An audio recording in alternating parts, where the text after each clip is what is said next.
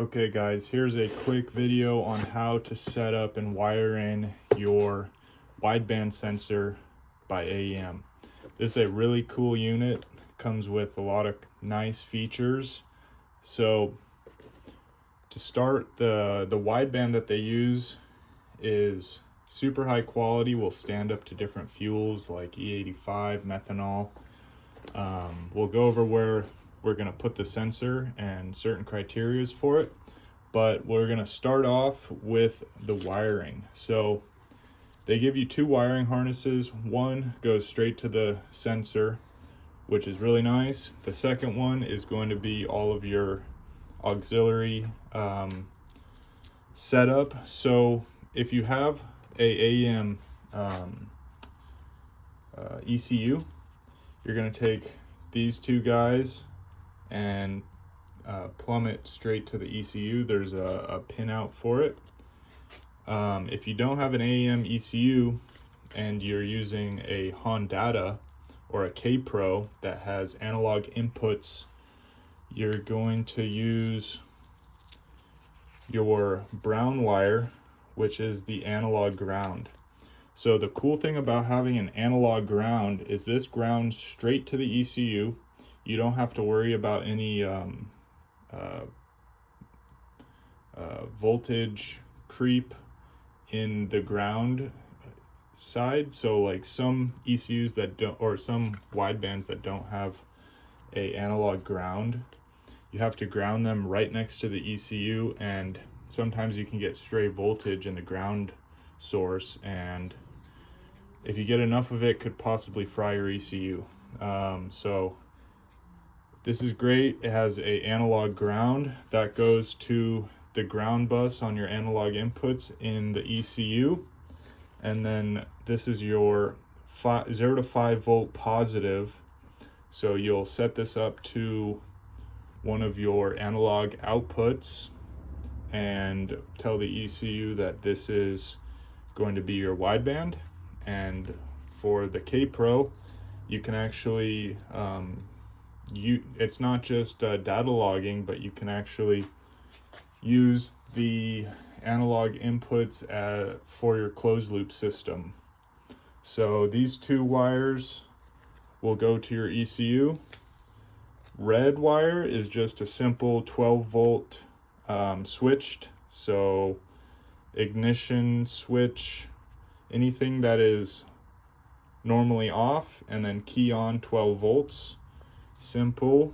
And then black is ground, so good ground wire. This is going to power the wideband and the gauge. This is going to power, this is your signal power.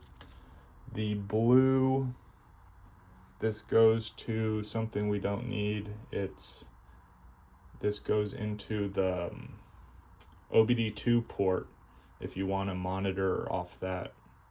So pretty simple. Let me show you where and how to set up an O2 bung.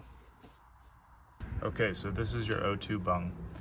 When you're mounting this, you don't want it past 90 degrees. Say you don't want it angled down, because condensation will build up and get onto the sensor, and water will kill an O2 sensor.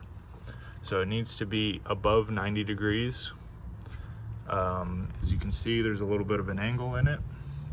Also, you don't want it 15 inches, like you want 15-inch gap between the turbo and the sensor, because the closer you get it to the turbo, the heat will kill the sensor. So if you get it right next to the turbo, it's going to kill the sensor right away.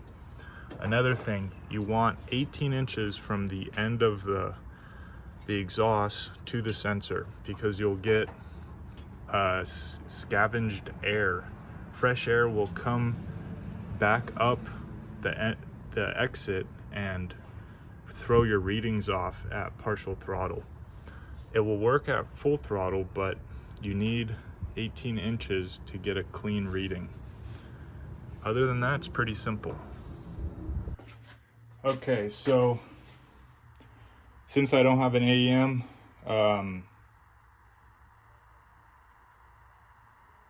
since I don't have an AEM ECU, I don't need these, and I don't need this. So we cut all these off.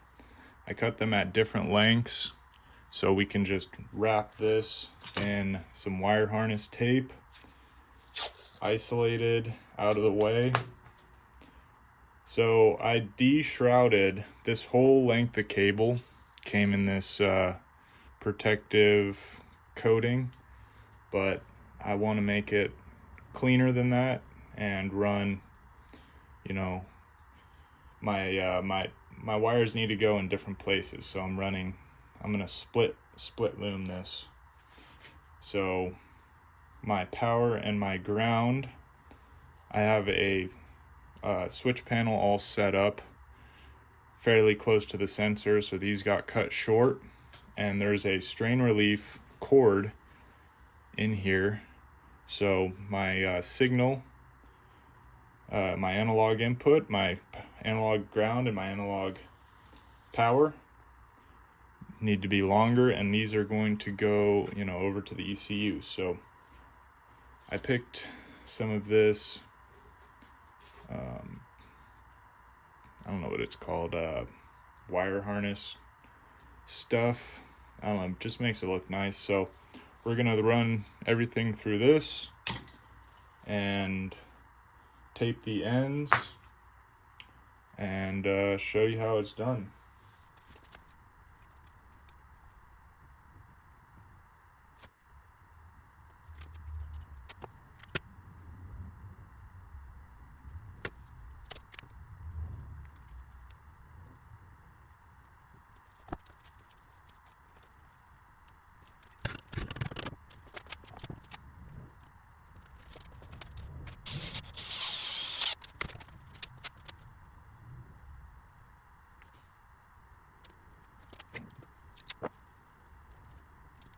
There you go.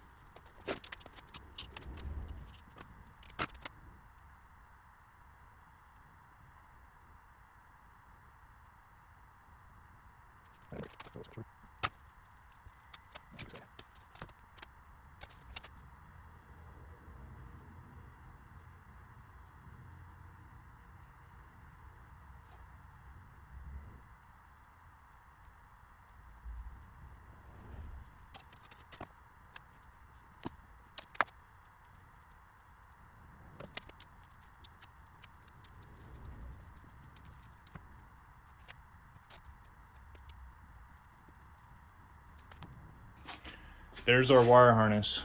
So this goes to our gauge.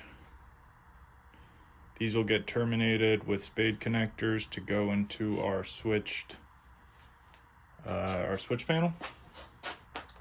And yeah, pretty simple. This wiring loom shield, I mean, I got 100 foot for $10, and it really makes it look nice, professional, and a good set of crimpers. This change the game for wiring. It's so nice knowing that I'm gonna have a good connection, and it's just simple as that. Boom, solid connection. It's worth the $25. It took me a long time to finally get a good set, and wish I did it sooner. It just makes wiring that much more like easy, because you know it's going to be a good connection. It's all in the crimp and the quality connectors. There we go.